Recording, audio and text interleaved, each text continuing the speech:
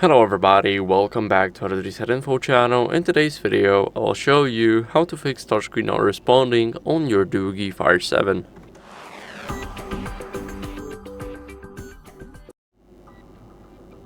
So first, what you guys want to do is remove the screen protector because it can cause a lot of interference.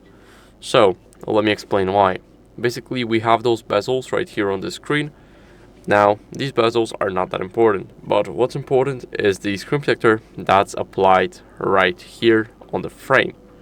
Now, if it's not applied properly and it's misaligned, for example, it's coming back off right here on the edges or the sides of the phone, then it can already cause the interference on the other side.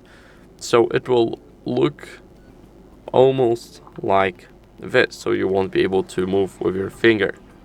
Now, this will happen if your not the microphone, but the screen protector is poorly applied.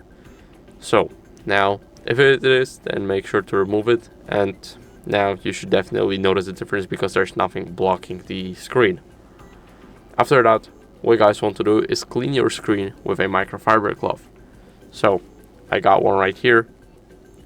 Now, around 3 to 4 swipes are definitely enough to keep your phone clean from any debris, moisture, or fingerprints. And now, as you guys can see, our screen is clean and perfect. What we want to do next is we want to go over and restart our phone to refresh the system. So hold the power button and the volume up button. Now let's go over and tap restart and tap again to restart the device. Now it's restarting. So I'll see you guys in a couple of seconds once it's done.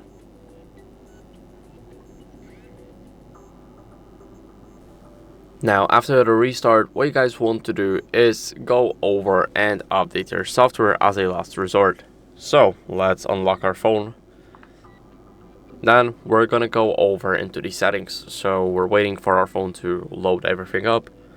Here we're gonna go over to the settings, and as a last resort, of course, we're gonna check for software updates.